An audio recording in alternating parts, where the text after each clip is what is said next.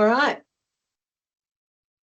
There's a few people, a few people already in, so let's get started. Welcome, everyone. I'm Helen Alpha, and today I've got the lovely Georgia, Marketing and Comms, with me in the podcast room. Something was happening to the teams in the boardroom, but for those of you that normally see Baxter on here with me, he's getting married. So that's why he's not here today. Yeah, so next time you see him, so congratulations. So welcome to our third Lunch and Learn webinar today. Today it is hosted by Growth Hive, and Growth Hive are one of our gold partners. So we'll be hearing from Frank and Sawmill today on the psychology of the franchise decision, what actually triggers a yes. But Growth Hive, they help franchisees with franchise growth, specifically around marketing, qualification and sales. And the franchisors they work with represent from emerging to established businesses. We were having one on here with us, but unfortunately they got too busy and couldn't jump on. So you'll be hearing from Frank today. Without further ado, over to Frank. Hello, welcome Franchise Council of Australia members. We give us 30 seconds to put our presentation up. No, that's wrong. That's okay. Yep. Yeah. You're on. All right, excellent. So thank you for that wonderful introduction, Helen. Our topic today is the psychology of the franchise decision. Now, one thing we are not, we don't have a PhD in psychology, but our go-to source on buyer behaviour is a book by Daniel Kahneman. It's called Thinking Fast and Slow. Why this book matters, and I recommend for everyone to read it. Daniel Kahneman is a psychologist and a behavioural economist. He's also a professor at Princeton University. He was awarded the Nobel Prize in Economics in 2002. His book explains how people actually make decisions.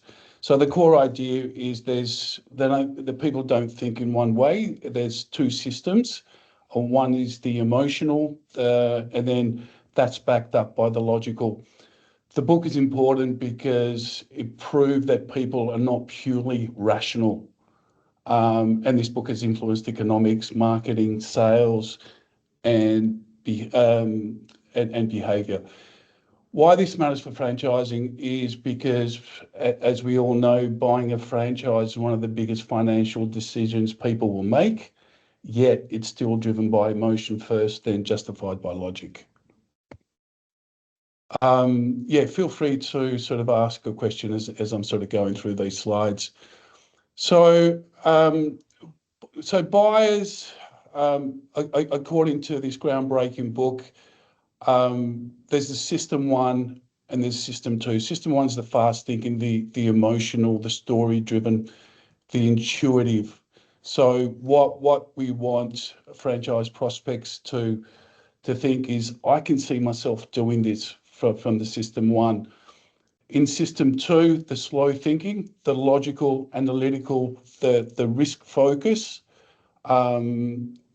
This is where people actually validate their decisions. Do the numbers stack up? So system one makes the decision, system two justifies it. So I guess the insight is people don't buy from spreadsheets, they buy feeling and then justify it. So, what franchisors believe and what actually happens. So I think there's a misunderstanding that we see franchise prospects, we see selling franchises through logic and information, but what really happens is the emotion gets the attention. So what they're kind of thinking is, this looks exciting, I want to change.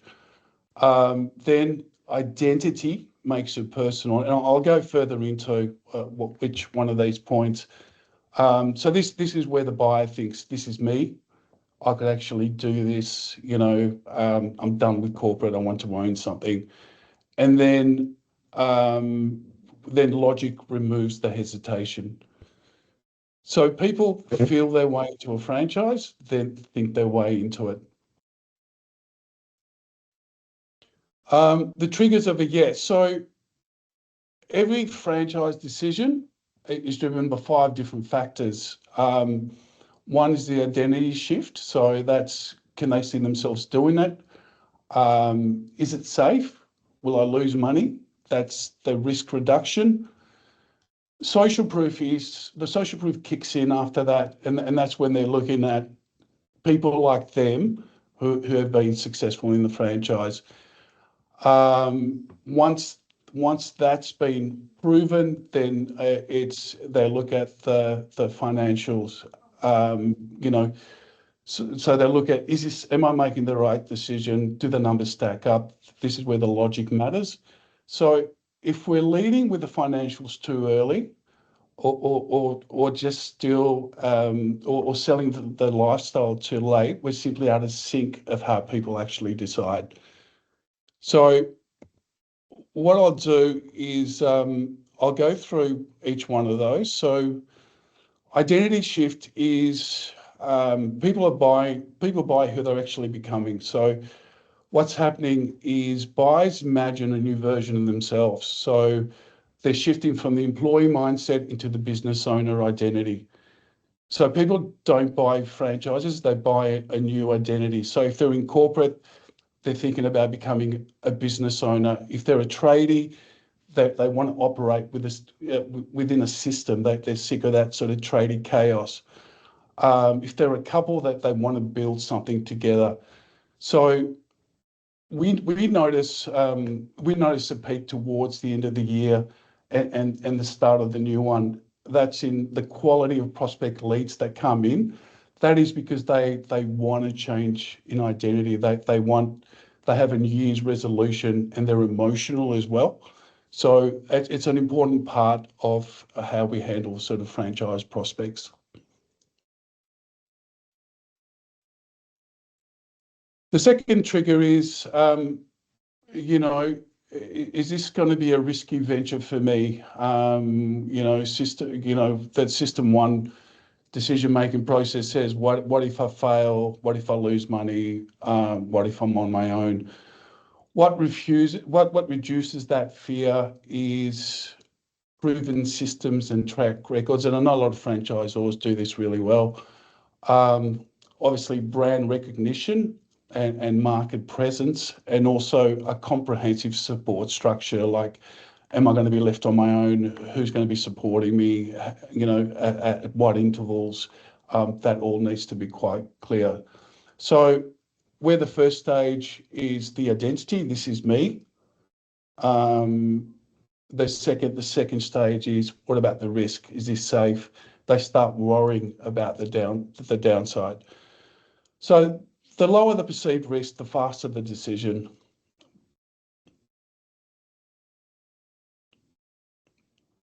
So buyers compare themselves to your franchisee. So they don't compare brands; they compare themselves to franchisees in your system already. So has someone like me done this before?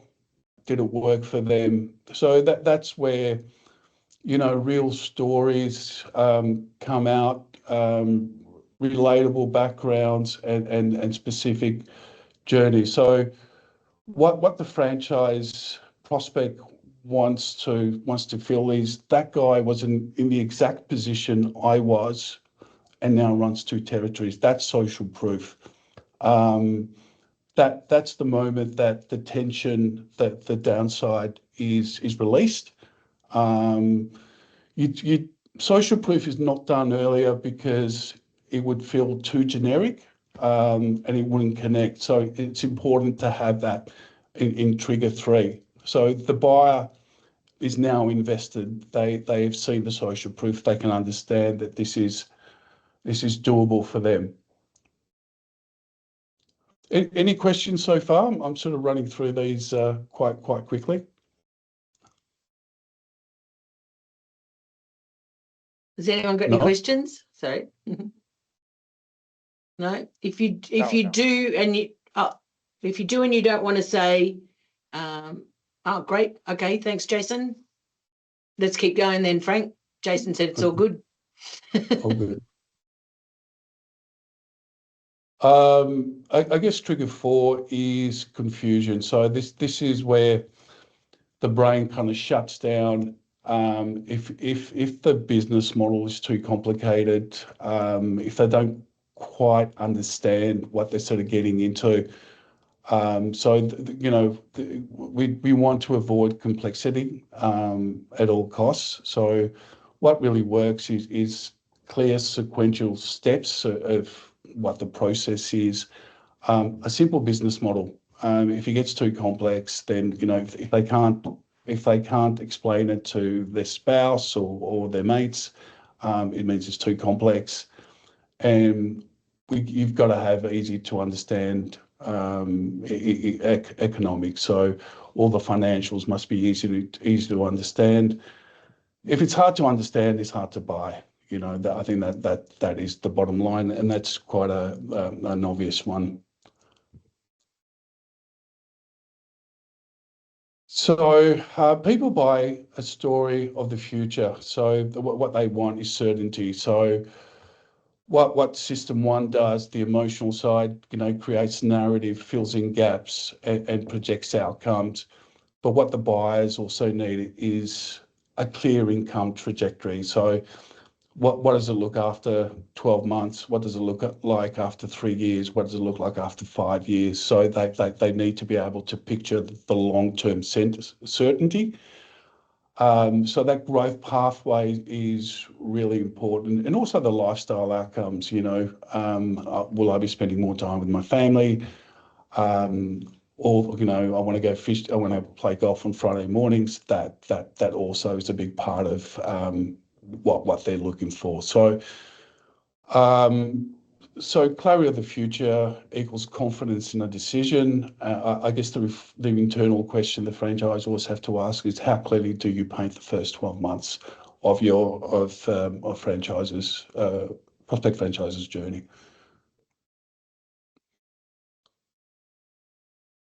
Where deals die. So this is pretty interesting. So, and we've all had it. We've all had deals stall. And what we get is they couldn't afford it, or it was bad timing. Got to talk to the spouse. So we've had several meetings. We've got them to a certain point. They've been enthusiastic, and then they go cold.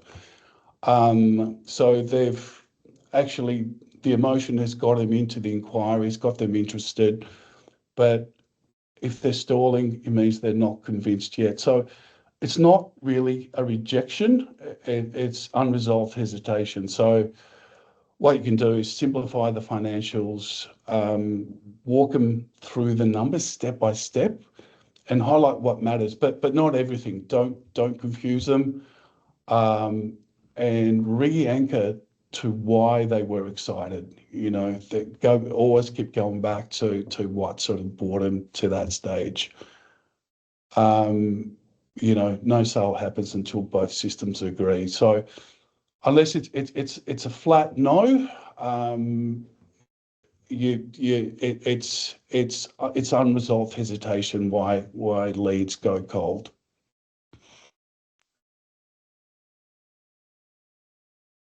So the common kill points in franchise sales is information overload. So we've all, overwhelming the buyer with different information. That sort of simplicity is really important.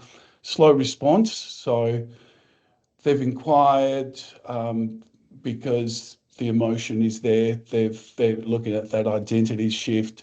What kills emotion is slow response. So you've got to get on it when the momentum is there. Lack of clarity. So that's also a killer. That's again going back to the simplicity of the model, the simplicity of the next steps has to be there. and failing to provide emotional reinforcement during the logical consideration phase. So again, going back to exactly the reason why they applied, and just kind of keep reinforcing that is really important. So time kills emotion, and emotion drives decisions.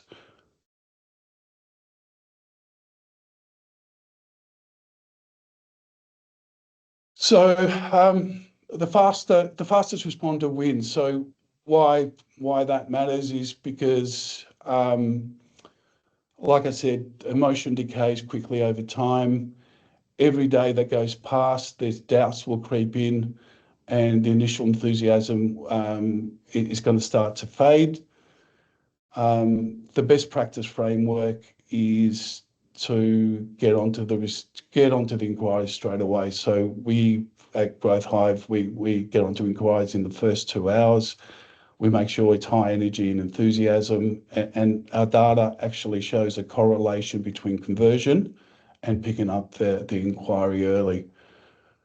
So fast qualification process, also a structured follow-up schedule. Just keep once you've qualified them, then within a day or two, you need to get on to the next stage. Talk about the next stage of the franchise conversion. The interesting fact, if I can add here to Frank's point, is the speed and we got quite a substantial amount of data to validate this as well. And what we have found really interestingly is if we leave any inquiry or a potential, buyer dormant for 24 hours, we are already creating a 15% wastage in terms of the total number of lead inquiries. So our connection rate, which is someone, we call them and they connect with them, it drops from 70% to 55%.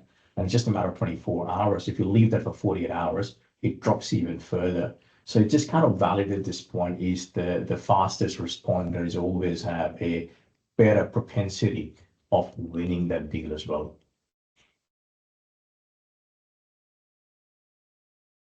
So how to engineer a yes? So look, we the best way is to, like we said, lead with emotion. Sell the life and the identity first, and don't go straight into logic. Don't go into the business model. They're looking for an identity shift. How can you reinforce that? So help prospects see themselves succeeding in the new role. And then you have to give them some certainty. So reduce risk early, address any safety concerns, and as we sort of covered, what support are you getting? What have other franchisees been able to achieve? What's the success stories? Don't wait until the end for that. You use relatable proof, so that those sort of case studies of people like them, not just the top performers. And then you need to close with logic, and that's all about the numbers, the financials. But then again, validate the decision with numbers and structure.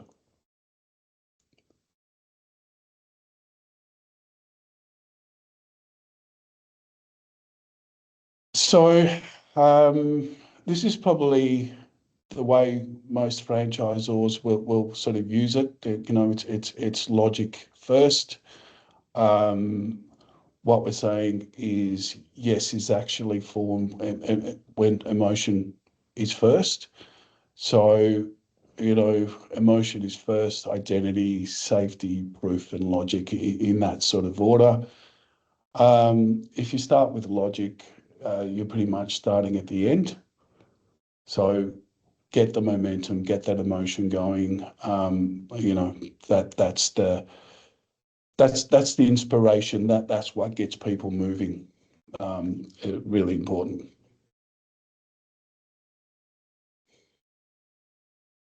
So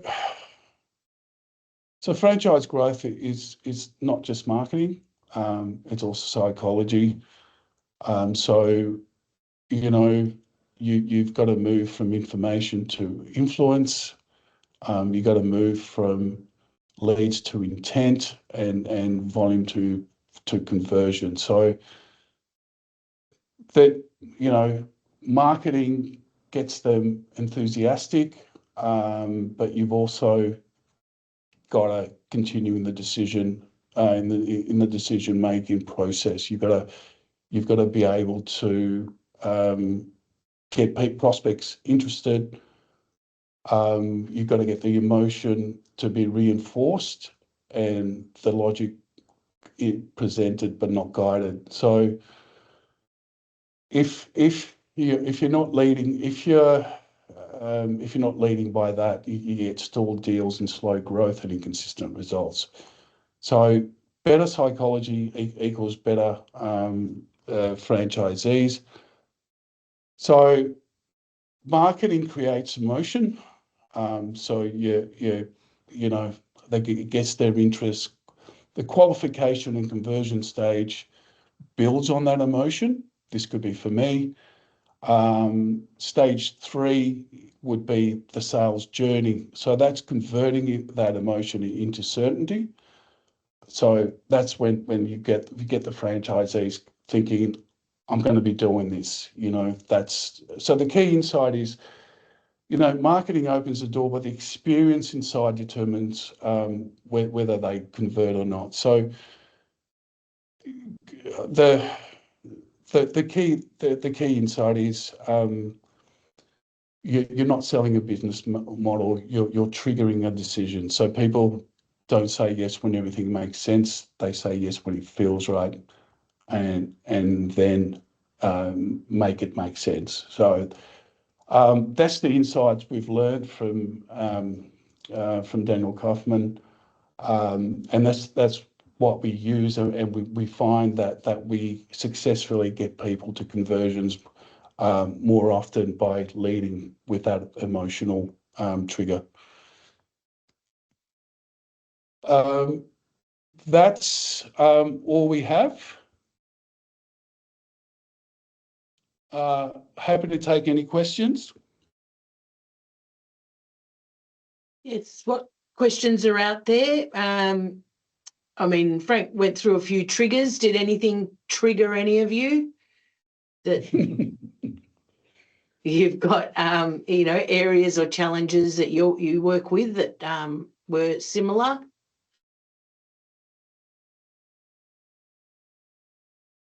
Anybody?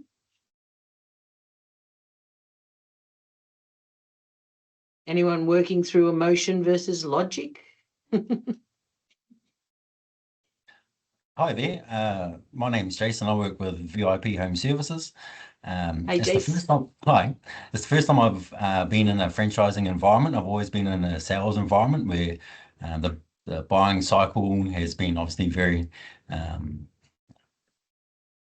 taught often, but I never actually related it to this model. So the steps that you went through just then was awesome. Thank you. I just wanted to say I appreciate the content. I don't have any questions, but that was awesome. Thank you. Thanks, Jason. That's good, great feedback. And VIP Home Services have been around for a long time. Very successful franchise. Anybody else?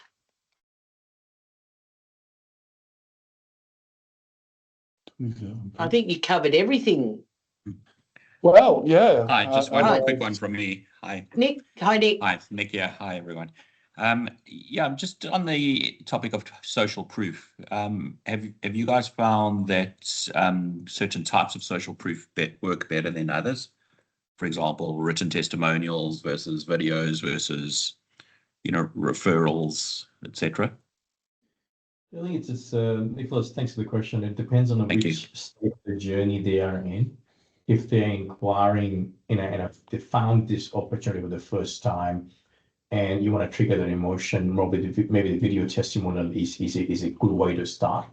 As they progress down the lane, and you know, you have a really good couple of conversations, but it's always good to put them through to the existing franchise partners. You know, having one-on-one chat and you are not part of the conversation at all, and leaving them along with the franchisee so they can have that sort of candid conversation. So it just depending on which stage of that funnel they are in. And there's different kind of social proof triggers different emotions as well, right? If you feed them in too much in an early stage, you know, it might not work, but we just got to keep them engaged and keep nurturing this as well as well. But yes, video testimonials, even social proof you have in relation to, let's say, quite a few franchises, they do a lot of service within the network. So if they got 60, 70 franchise partner, they do organize an annual service within their franchisees in terms of how are they supported, you know, how the marketing function is working, have you seen a growth in your business, and all this sort of survey results are really good to display on your website because these are facts and figures. And in Australia, as we all know, we are always sort of conscious of code of conduct and not in a breach in any shape or form. So all this sort of social proof helps a lot. And if you have got any accolades, or awards and etc., that's always sort of makes a difference to display on your website as well. Yeah, and what I'll Great. add to that Thank as you. well. Yeah, what I'll add to that as well is that it's very important to get your target personas right when you're putting out the social proof. I mean, we've got a client who's it's a dog washing business, and it's a lifestyle. It's definitely a lifestyle business. They make no bars about that. And we've got a video there of a guy that finishes at 3 o'clock every afternoon and goes fishing. And you know, they don't mind that, they like that. You know, that's the sort of people they want. They want people who are into the lifestyle. Yeah, great. Thank you. Thanks. Excellent. We do have a comment, Penny. Sometimes it's harder when people are logically committed to the numbers, but through the interviewing process with prospects, the emotional connection isn't there. How do you tap into that? Yep. Well, Good question. you've got to sort of ask why do they want to do it? I mean, eventually there's motives there. There's that identity shift, so that they want to be. They just want to manage people. They want to have multiple sites. So I guess you've got to keep sort of going back to where do you see yourself? Where do you see yourself? Where do you want to be? And this is the growth pathway to sort of get you there. And if they still persist on numbers, they're definitely not the right franchise partner for you, right? So you've got to be clear in a first, and upfront as well. If they keep pursuing on, show me the numbers, then they might not work out to be a good partner for you because they need to connect with the brand. They need to know the model, understand that as well. So yeah, it's a red signal if they keep pursuing on the numbers. Yes. Thanks Good. for the question.